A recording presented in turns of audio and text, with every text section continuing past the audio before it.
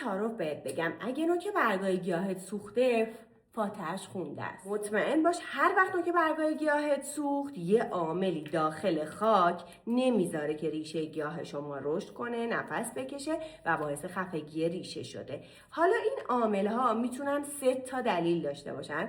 اولیش میتونه آبیاری زیاد شما که باعث میشه بافت خاک رطوبت بیش از حد جذب کنه و هوای داخل خاک با آب پر بشه و این باعث خفگی ریشه گیاه شما و جذب آب بیش از حد و پوسیدگی میشه.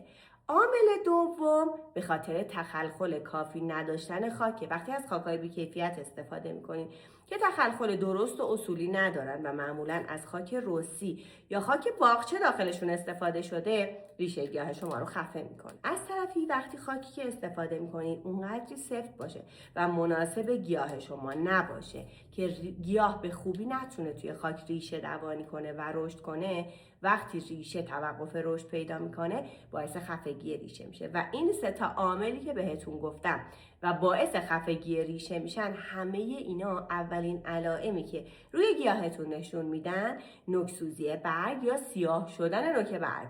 چیکار کنیم که این اتفاق برای گیاهمون نیفته؟ از خاک تخصصی استفاده کنیم. هر گیاه خاک مناسب خودش رو میخواد، چون ریشه های گیاه ها با همدیگه فرق میکنن و مقاومتشون به انواع خاک ها متفاوته.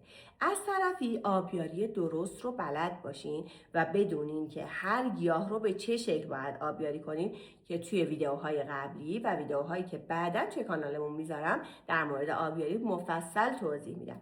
از طرفی بافت خاکی که استفاده میکنین باید تخلخل کافی داشته باشه و این تخلخل چون ممکنه به مرور از بین بره با آبیاری های زیاد، شما حتما باید هر 6 ماه تا 1 سال و نیم یک بار خاک گیاهتون رو عوض کنین تا بافت خاک رو جدید کنین و ریشه گیاه شما بتونه آزادانه و به صورت اصولی رشد کنه و حرکت کنه. که خاک رو تخصصی و اصولی انتخاب کردیم، آبیاری هم بلد بودیم و به درستی گیاهامون رو آبیاری کردیم، حالا میتونین با انواع مختلف وسایل رطوبت محیطی گیاهتون رو بالا ببرین که دیگه مطمئن باشین گیاه نوک‌سوزی برگ نمیگیره.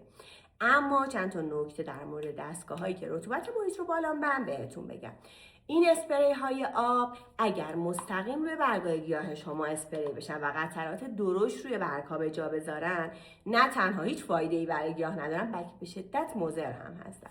پس اگر از این اسپری ها استفاده می‌کنین که بهتره به آخرین گزینه برای بالا بردن رطوبت گیاهتون باشه، باید از فاصله زیاد روی برگ‌ها و به صورت مه‌پاشی و فقط محیط رو مرطوب کنین، مستقیم روی برگ‌ها نگیرین و در ساعات پرنور روز این کار رو نکنین که قطرات درشت آب باعث آفتاب سوختگی گیاه. امیدوارم که این ویدیو براتون مفید باشه.